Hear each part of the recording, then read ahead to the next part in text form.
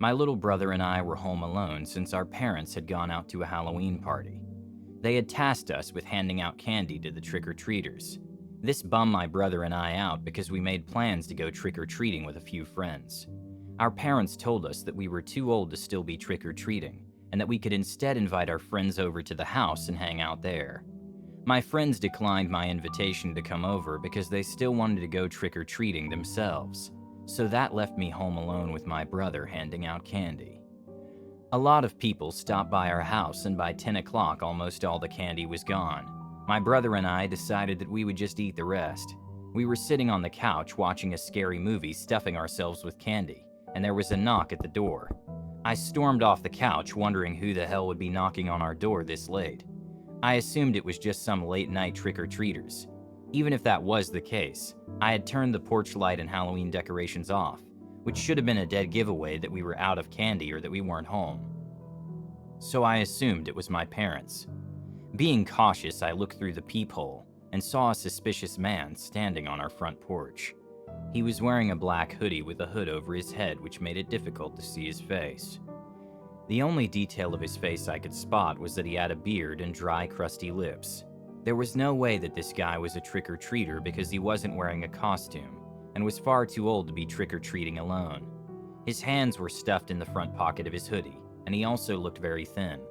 Every single red flag went off in my head about this guy. There was no way in hell I was going to open that door. Still looking through the peephole, I watched as he knocked on the door again. He seemed desperate for us to open the door and was shaking a bit. It wasn't cold outside, and definitely not cold enough for someone to be trembling like that. He was giving me a bad vibe, and I wanted to get rid of him as soon as possible.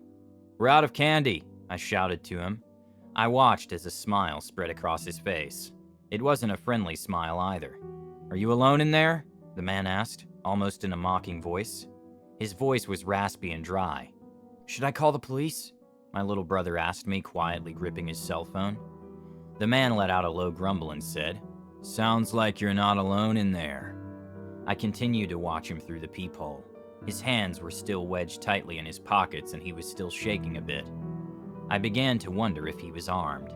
I decided to take action and spoke to him in the most intimidating voice I could. "Get the hell away from my house or I'll call the police," I shouted. His smile faded and he bared his teeth. His teeth were piss yellow, and I concluded that he was probably some homeless crackhead. He had a look of fury plastered on his face. Fortunately, he left without trying to break in, probably because he knew I wasn't playing around with him. I didn't stop watching him through the peephole until I saw him completely off our property. My brother and I breathed a sigh of relief and decided not to call the police. My brother and I were a bit paranoid after this and watched TV until our parents came home. We didn't tell them about the man since he hadn't really tried to harm us. Now when I think back to this, I wish we had called the police because maybe we would have been able to prevent a murder. You see, the next day we found out that the elderly woman who lived a few houses down from us had been brutally murdered. Her neighbor found her lying on her front porch covered in blood. She had been stabbed multiple times in the chest and neck. My brother and I immediately knew who had done it, and we told the police what we knew. They couldn't do much from the information we had given them since we hadn't seen many details of his face. They went on the hunt for the man but never caught him. I blame myself for that poor old lady's murder because I could have prevented it from happening just by calling the police. I think the most disturbing thing of all is the fact that he didn't take anything from the old lady's house. Her house had been left untouched, but he could have gone in and taken what he wanted since her door was wide open. This means that he just wanted to kill. That was his only intention. He didn't want money or jewelry. He only had the urge to murder. For context, I'm 21 now. When I was 12, my family had just moved from the Midwest to a town in South Georgia. I was just a 4'6", 85-pound, tiny homeschooled girl who had always grown up in suburbia, and now was thrust into a small town with rampant crime and very heavy gang activity. My dad was deployed to Iraq at this time, so on Halloween night there were no adults to take my brothers and I trick-or-treating, and Mom stayed at the house to hand out candy. My older brother decided to stay home because he was 14 and too old to trick-or-treat. While growing up in a mostly organic and sugar-free household, I sure as hell wasn't going to let that stop me from getting my annual sugar binge. So I set out with my 8-year-old brother to trick-or-treat in our neighborhood. It was a very small neighborhood, well lit by streetlights, and full of people walking around, so my mom was fine with us going out and told us to be back soon. We started making our rounds. I was dressed as a chef, and my little brother was wearing a fluffy lion costume like the one in Wizard of Oz. We went down our street and then the next street that would take us in a circle back to our house. Something felt off all of a sudden. The streetlights were all out on this street and I started feeling really uneasy. It was so still, quiet, and none of the houses had their porch lights on, and there were no people trick-or-treating. This was strange considering it was only about 8:30 p.m. I kept walking tentatively, my little brother just bouncing along happy beside me with his bag of candy. In the dark, suddenly, a tall figure about 15 feet down the street was sitting on one of those metal cubes. He was sitting extremely still. He wasn't looking at us, but staring straight ahead of him, like he was trying not to move. He was wearing a black hoodie with the hood pulled up and cinched tight around his face. My big sister instincts kicked in and I just grabbed my brother's hand. And I slowed down my steps and tried to inconspicuously say, "John, slowly turn around and start walking the other way, but don't say anything." But being the loud kid, he always has been, he said, "What?" in a piercingly loud baby voice. I said, "Turn around," through clenched teeth, and then pulled him by his hand. I turned to start walking back down the direction we came as casually as I could. All of a sudden, the figure jumps up and starts sprinting after us, yelling angrily. I don't remember exactly what he said, but it was something to the effect of, "You little shits, get back here." We ran for our lives, and I still don't know if I've ever run so fast. My heart was racing, and my little brother was lagging behind. I could still see and hear the man running after us. We booked it around the corner to the first house we saw and burst into the garage, where a nice old man was handing out candy. We clearly startled him. He looked like a nice old grandpa. I started blurting out what had just happened very loudly and manically, but he just calmed me and my little brother down and offered to walk us back to our house. Before we left, 2 kids who were sitting in the garage with him walked over to us. They were about our age, and I assumed they were his grandchildren. They handed us their pillowcases full of candy and told us to take them. They said that they already had a lot, and we needed it more than them because we weren't going trick-or-treating anymore. To this day, it was one of the most striking and generous, unprovoked acts of kindness by children I have ever experienced. I said thank you, and the friendly grandpa walked us home and told our mom what happened. She thanked him profusely and gave him a hug. Then we went inside to eat candy safe and sound. I'm really grateful for that old man and his family. So last night I was at a classmate's house working on a group project we have due tomorrow. I live in an apartment in the town where our university is located, and my classmate lives at his parents' house, which is in the foothills just outside of town. In order to get to the house, you have to drive along a secluded and narrow 2-lane road for about 5 to 6 miles. We started working on the project at about 6 p.m. I ended up hanging around for a while after we had finished our work, so I left his house pretty late at about 11 and started down the road back towards town. I didn't realize how tough it would be to navigate the road at night. There were no streetlights, and the road was unkept and riddled with potholes. On top of this, I had no cell service, so I had to drive very slowly to make sure I didn't blow out one of my tires, since I had used my spare a couple of weeks back. I was about 3 miles from the house when I rounded a tight corner and saw a pickup truck with a camper shell parked diagonally across the road. The manner in which it was parked completely impeded my path, and I couldn't drive around it because there was a gully on both sides of the road. The only way for me to go at this point was backward, where there was a pull-off that I could use to turn my car around. At first, I couldn't see the inside of the cab, but when I turned on my high beams, I saw that there was a man slouched over in the driver's seat, his head resting against the steering wheel as if he had been knocked out after a bad accident. I immediately sensed something was wrong. The way his car had just coincidentally come to rest in a position that totally blocked the road was a big red flag for me. I had heard stories of people playing dead in the road as a way to lure unsuspecting people out of their cars so they could rob them. I decided F this, and elected to go back to my classmate's house and explain what was going on. I threw the car into reverse and kept my eyes darting back and forth between my rear view and the truck. I looked and saw that I was almost to the pull-off where I could turn around. When I looked back, my heart skipped about 5 beats. The man who had been slouched over in the driver's seat was now walking at my car at a hurried pace, while a few other men jumped out of the camper shell and started moving towards me as well. I panicked and accelerated backwards into the pull-off, which messed up the undercarriage of my car pretty bad. As I put it into drive, the guy was already at my passenger side door tugging on the handle, which thank the Lord was locked. I only caught a brief glimpse of him, but his face appeared to be scabbed and leathery, definitely a meth head or some sort of drug abuser. I sped away and didn't slow down at all until I reached the house, constantly checking my rear view to see if they were following me. Thankfully, they didn't tail me, and when I reached the house, I explained what happened to my classmate and we called the cops. I was grateful that my buddy's parents were kind enough to let me stay the night. They didn't find anyone on the road matching the description, but I filed an incident report, and they told me they would be on the lookout for similar vehicles and suspicious activity. But I'm still so shook up over it. I keep getting the same adrenaline rush when I saw the guy charging me, whenever I think about it. I live in an old tiny 3-bedroom house in an indigenous community. After my parents gave me this old house, I asked my fiancé and his stepbrother to move in to help with costs. My fiancé and his brother, without fail, every day to my annoyance, would lock the doors and windows to the house. Every single one. My family has lived in that house since it was built in the early 60s, and never once was the back door locked. Eventually, I adapted and started locking windows and doors before bed, as part of our household bedtime routine. We became a little family, with our 2 fat cats and a round husky puppy.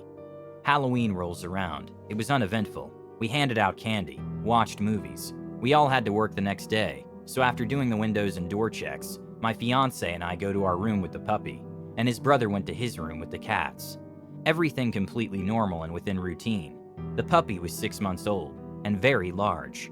He'd always sleep beside our bed on the floor. In the middle of the night, around 3 a.m. to be specific, the puppy starts crying. My fiancé wakes up first, since that was his side of the bed, and got up to take the puppy for a pee. They come back in, but the puppy keeps crying. And these aren't soft little doggy whimpers. They were getting louder and more panicked as the time went on. So I get up and offer to take the puppy out again. My fiancé grumpily says no, and the puppy stops whining and runs off to the living room. We could hear him hop on the old sofa, and with the house falling quiet again, we drift back off to sleep. 20 minutes later, we're awoken by the sounds of our puppy screaming. And I mean screaming. It literally sounded like someone was beating the crap out of my puppy. My fiancé and his brother both ran into the living room and found our puppy hiding underneath our coffee table, cowering and screaming as if someone was whipping him. The guys do their door and window checks again, and everything was good. They put away their late-night weapons of choice. Over coffee the next day at breakfast, we begin discussing what had happened. My fiancé's brother tells us he woke up shortly before we did and had heard when the puppy was starting to whine.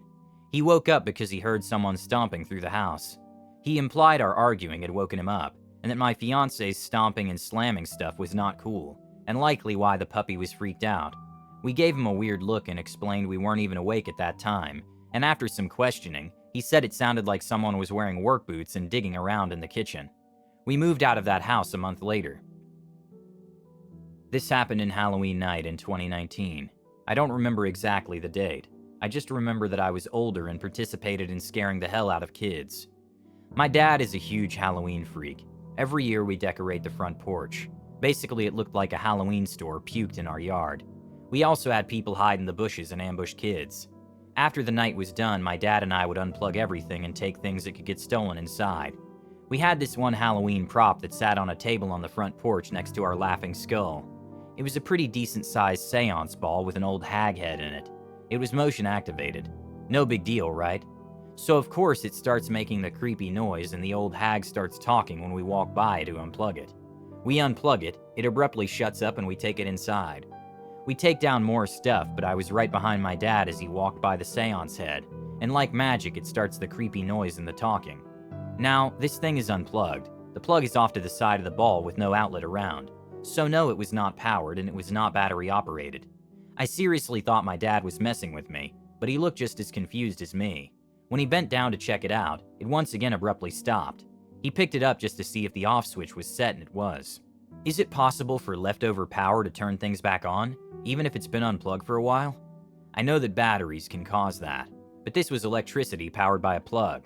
I'm sure there's a logical explanation for that ball making noises like that. One day when I was in elementary school, I think probably 3rd or 4th grade, I was awoken by my mom in a rush. She had overslept, and since she always woke me up in the morning, this meant that I overslept too. There was just no way I was going to be ready for school early enough to get on the school bus. School started at 8 a.m., and my bus pickup time was 7 a.m., but it was already like 6:40, and I was still in my pajamas and hadn't even had breakfast yet. So Mom decided that today we would just tell the bus driver to go on ahead, and she would take me to school, which would give me plenty of time to get ready. So I'm sitting there at the dining table eating breakfast, still in my pajamas, and it's now about 6:50. We hear the bus pull up, about 10 minutes earlier than usual. My mom peeks her head out of the door, into the foggy morning, and waves the bus on. She closes the door and comes back inside, but the bus doesn't pull away. There's a knock at the door and Mom opens it to find a man in a bus driver uniform. He explains that he's a substitute driver, because the regular driver called in sick. He says he knows he's a few minutes early since he wanted to get an early start on the route, since he didn't know it well. Mom explains to him that she was going to take me to school since we woke up late. He gets visibly upset and says that he can wait a few minutes since he's already running ahead of schedule. My mom insists that no, I won't be ready to go in a few minutes, and tells him to go on ahead.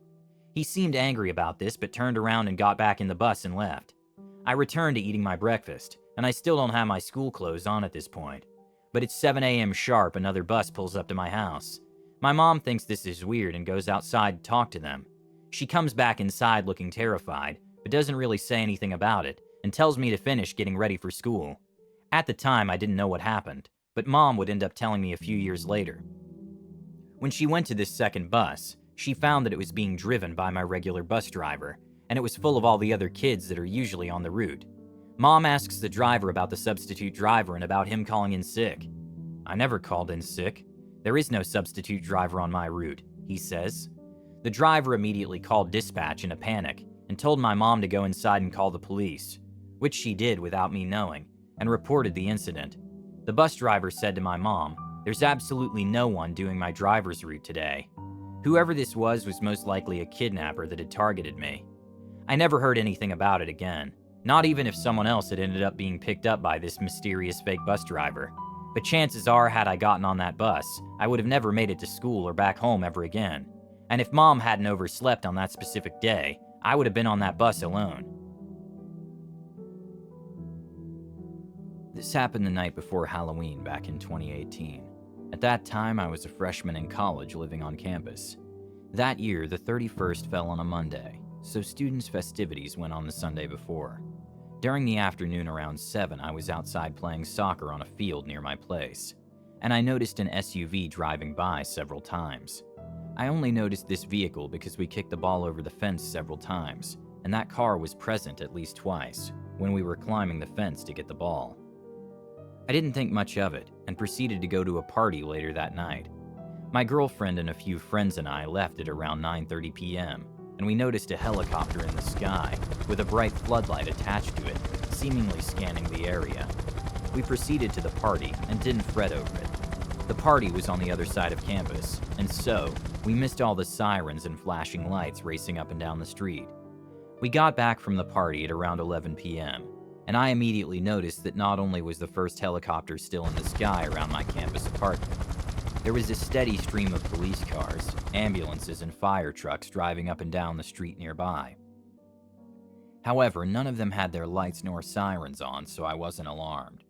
The next day, the internet informed me that an SUV was found ablaze in the parking lot with a woman's body inside. This happened about a half a mile to 3/4 of a mile from where I lived. I guess during the party, the area was crawling with police and other authorities trying to look for clues. My roommate later told me that there were non-stop sirens for a good 20 minutes after I left from the party. The next few weeks, more info surfaced saying that a man killed his wife and tried to burn her body. He broke her neck as well as bludgeoning her body. If the news article I read was to be trusted, the killer was lighting his wife's body on fire. During the same time, I was getting dressed up in my Woody costume for a party. It wasn't until a few weeks later that I made the connection with the SUV I saw while playing soccer earlier in the day. I find it very chilling that while I was playing soccer, someone was driving within 20 yards of me with a corpse in the car, especially since it was on the campus of a seemingly secure university in a very safe city. I'm 15 years old, and not one to believe in the paranormal or spirits. Then, this happened. So I was trick-or-treating with my friend and some of my mom's friends' kids. We were walking near a small bridge to get to a small island known as Seabrook Island. It's a small neighborhood but higher middle class. We were about to go over the bridge, but me and my friend heard one of the other kids scream. Then we turned around and the kids were gone. The decorations changed. By changed, I mean gone, and all the lights went out, which was strange for our neighborhood. Dale, my friend, and I turned back to see if they somehow got in front of us. They weren't in front, but again the decorations' lights went out, and there wasn't a soul in sight. I went to knock on some doors, but nobody answered. I was shocked and I was scared. We kept trying to walk back to my house, but kept ending up next to this park with a green ladder and metal slide on a concrete floor. We kept trying and trying to walk out of this neighborhood, but to no avail. We just kept ending up walking right into the park. It was like some alternate dimension. I tried to call my mom, but all the contacts in my phone disappeared. And when I tried to enter the number manually in my phone, it just instantly died. Just like that, 63% to dead. Every time we turned our head, we seemed to be in a different part of the neighborhood, but that park was still in our sight. I thought to myself, what if we look around the park? We did, and we found an unproportionally big footprint. It was just one footprint. Dale's nose started to bleed, and what was weird was he's not one to get nosebleeds just out of thin air. We were scared at that point. We kept trying to look for anyone. Eventually, we found one person. I went up to him and asked him if he had a phone, but he didn't speak English. He just spoke gibberish. But he understood I needed a phone, so he gave me his phone. But the screen was all cracked, and the touch screen didn't work. And all the screen showed was the time with the seconds going backwards. And when the seconds hit 0, it went up a minute. I knew this guy was somehow connected to this place, so I ran away and Dale ran with me. But we just ended up at the park. I knew I couldn't go back to that man. All of a sudden, my phone turned on and kept buzzing. I kept getting those spam messages, the ones where they say, "Hey Bill, try this cream." My phone was going crazy. Then the screen went black. It displayed the time just like that man's phone. The seconds went backwards and the minutes went up. And then the time reached 12:01. And out of nowhere, me and Dale were back in the neighborhood. We knew this was the real Seabrook Island, the one without the park. We walked back home. He went to his house and I went to my house and I fell asleep. But when I woke up, Dale was there on the floor sleeping in the living room. He didn't know how he got there or why. I talked to my other friend Chris about this story. He said he was at a Halloween party, and something similar happened to them when they were playing with the Ouija board. After it happened, they just stopped playing and they burned the Ouija board near the canal, then threw the ashes in the canal.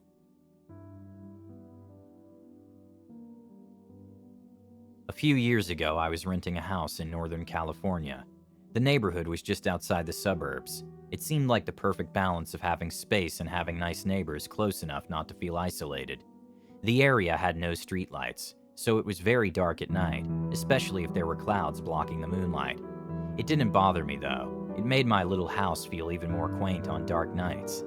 I got home from work one day in midwinter. It was a cloudy night, so pulling up to my house, I saw only what my headlights and front porch light illuminated. When I got out of my car, I caught a whiff of cigarette smoke. That was odd, as I had never smelled that before around my house. I didn't see anyone nearby, so I ignored it and went inside. I had just got off a shift with a few hours of overtime, so I felt pretty tired. Even though it wasn't even 7 yet, I decided to take a shower and call it a night. I woke up sometime later and was sure that I had heard a noise inside my house. I wasn't worried right away because my friend would sometimes stop by to use my shower after work, on his way to his night classes. I even gave him a spare key so he could stop by even if I wasn't home. He would always text me to let me know beforehand though, and I hadn't heard my phone go off. I reached over to my bedside table and picked up my cell phone to see if my friend had sent me a text. The bright light from my phone's screen and number pad blinded me. Those were the days before phones had a light sensor that would dim the screen in the dark, and this particular phone was so bright I could use it as a flashlight. Through squinted eyes, I could make out that it was 9-something, but I couldn't tell if I had an unread text or not. I set my phone aside and called out my friend's name. There were a couple of seconds of silence before I heard loud footsteps running through the bottom floor of my house. I leapt out of bed and ran to the closet. They were already up the stairs by the time I had opened the door and stepped inside. That house had 3 rooms upstairs, 2 bedrooms on either side of the hallway, the one I was in and a spare, and a bathroom at the end. The bedroom doors were both closed, but the bathroom door was cracked open. I heard whoever was in my house thunder down the hallway past my door and into the bathroom. Thank God he did. That gave me enough time to open the attic access in the ceiling of my closet and hoist myself up. I had just started to lift myself up when the person ran back out of the bathroom. My feet were barely inside of the attic when my bedroom door bust open. I heard footsteps run into my room and stop. When they didn't see me in that room, they ran back to the hallway and into another room, which just had boxes stacked in a corner, some weights, and a table where I painted my miniature models. I guess they decided that if someone were hiding, it would be in the bedroom because they charged back into my room and turned on the light. A moment later, the closet door was ripped open. I was crouched in my attic just a foot or so away from the access, so I could try to stop them if they started to climb up. From my vantage point, all I could see was from about their knee down. They were wearing dirty blue jeans with frayed cuffs and worn work boots. After a few seconds of looking in the closet, they stepped away and I heard a loud crash come from my room, followed by a scream of frustration and anger. That scream was the most unnerving part of the incident for me. It reminded me far too much of my stepfather, who would scream in a similar way when he lost his temper. He would eventually be put in a mental hospital for several mental disorders that resulted in erratic and violent tendencies. The man in my house ran back down the stairs. I heard crashes and clatters as things were thrown around and furniture was knocked over. I stayed crouched in the attic. I had left my cell phone when I ran for the closet, and I wasn't certain I could climb down without him hearing. After some time, the noises stopped. I started counting slowly. When I reached 1,000, I decided it was safe enough to climb down and call the police. The first thing I noticed when I exited the closet was the intruder had flipped my bed over. I assume in an attempt to find me. That was the loud noise I had heard after he stepped away from the closet. I couldn't find my cell phone, so I went to the landline by the bed and called the police. I waited in my room until I heard them call out from downstairs. The first floor was a mess, but I had expected that. Chairs had been knocked over, the sofa had been flipped. All the books, pictures, and knickknacks I had on my shelves were thrown across the floor. The cupboards in the kitchen had been opened, and all the boxes and canned foods had been thrown to the ground. As far as I could tell, though, the only thing missing was a single knife out of the wooden block in my kitchen. The police checked the house from top to bottom. They found that the side door had been forced open by something like a crowbar. They also found a few cigarette butts along my fence line, along with some foil, and an empty pen tube, which the police said people often used to smoke meth, so they think he had been watching my house for a while. I realized that he must have been out there smoking a cigarette when I got home. They collected up the evidence and told me I should stay with family or friends that night and get that door fixed as soon as possible. I opted to just not sleep. I moved a shelf over to block the broken door and spent the next couple hours cleaning things up. I would often go to the window with a flashlight and shine it along the fence line where the police found the cigarette butts and foil, but I didn't see anything. The next day, I called to have the floor fixed and motion lights installed at the back and sides of my house. I ran a phone cable up into the attic and added a landline. I never wanted to be stuck up there without a phone again. Nothing else happened at that house, though. I lived there another 3 years without incident. One more precaution I took was practicing getting out of my bed, going to my closet, and climbing into the attic as quickly and as quietly as possible. I even kept at it when I moved, except now I go to a crawl space at the back of the closet instead of the attic. I try not to think about what would have happened if I had been a bit slower getting to the attic, or if he hadn't gone into the bathroom at the end of the hall first. At the time this took place, I was 16 years old. I'm 25 now, so I'll do my best to get the whole story down for you guys. It was Halloween in my small South Louisiana town. It was a crisp night, the temperature was in the mid-80s, and the heat showed no signs of slacking off. I was walking around with my older sister and our friend Brooke. My sister had gone as a cat, and Brooke had gone as a witch. I had made the awful decision of wearing a formal gown, since I decided to go as a zombie prom queen. I had a crown and everything. I was drowning in that dress, though.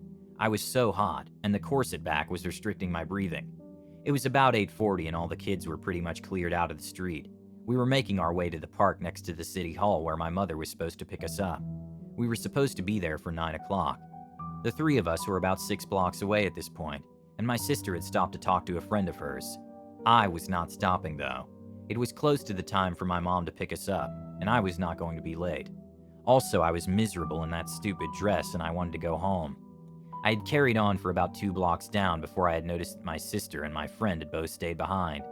I was annoyed, to say the least. I only had 4 blocks to go before I could lay down in my mother's minivan.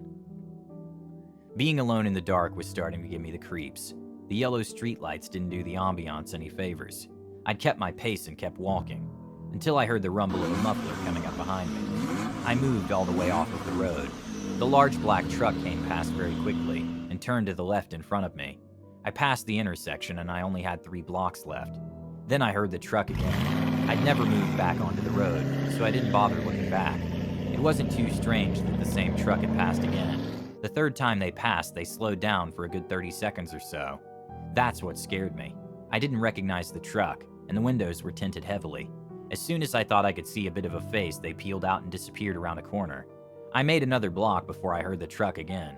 I was 2 blocks away from my ride, and I was scared to start running. I already couldn't breathe because of the dress, and I was terrified I would pass out. As soon as I heard the truck, my stomach wrenched. I still kept walking, only a bit faster than I had been. I kept my eyes down and watched my own shadow as the headlights came closer. I heard the brakes and I had made the decision to run, but I was too late. I realized how close they were to me. I felt a sharp pain on the back of my head, and I looked up and saw an arm sticking out of the window. An eagle clutching a sword was tattooed on his upper forearm. He had my hair wrapped around his fist. Before I could really comprehend the situation, he pumped the gas and was dragging me alongside of his truck. I was running as best as I could, clawing his arm. I was crying and screaming. The only thing that kept running through my mind was that if I tripped, I was going to be run over. This man was just laughing. I was completely helpless. As soon as it started, he let me go. I fell to my knees on the asphalt. I tore my dress, skinned my palms, and my scalp was on fire. I was inconsolable and I was hyperventilating. I stood up and wiped my face. Then I looked around and felt absolutely violated. I looked back at the way I'd come from and realized that this man had dragged me by my hair for a whole block and a half. I ran across the street to the park. My mother was nowhere to be seen. I climbed into the enclosed slide and I just curled up and cried. I don't know how long I was laying there before I heard my mother calling my name. I came out and she was walking up the street calling for me. I walked over to her and she looked me up and down and she started freaking out. Apparently I had blood on my face and dress from my hands. She ran to me and was asking me what happened and kept looking me up and down for a gash or something worse. I couldn't find my voice. I just held on to her and cried. We spent the next few hours at the police station filling out a report. Long story short, nothing ever came of it. For the past 16 years, I've lived in a very standard house on a very average street, in a big, boring neighborhood. In the daytime, it's quiet. There aren't very many kids anymore, just empty nesters or the elderly. However, there are still some kids around, and so, when Halloween comes around, I still go all out. The pumpkins, the fake spider webs, the blinding strobe lights, all of it. Then I sit on my porch, dressed as a spooky witch, and wait. Now, every single year, mostly back in my trick-or-treating days, I can recall a certain strangeness. There's without fail a man that walks the night silently dressed as none other than Michael Myers, as in the Halloween slasher Michael Myers. Pretty harmless. It is Halloween, it is scary. He never says a word, just walks silently with a long knife that glints and catches the street lamps. This year, 2016, I'm sitting in the dark on my porch. It's 2 hours in. I've had a staggering total of 5 kids come through and was about to give up. Behold, Michael Myers makes his appearance. Quietly, he's walking past my house. I'm thinking, dang, my porch light is off, he won't see me. But in that moment, he stops mid-stride and turns toward me and freezes. For what felt like ages, he stared at me in the dark, totally alone. Then he twitches his head and resumes his walk. The worst part is that no one else seems to have ever noticed this guy. Neither of my 2 brothers, not my best friend, no one. For 16 years, I've been the only one to see him. He's good. You guys are the best. Thank you for all your support and comment below if you had a scary or creepy experience. Also, make sure you stab that like button. And if you like these Halloween stories, check out 6 extremely scary Halloween true stories right here.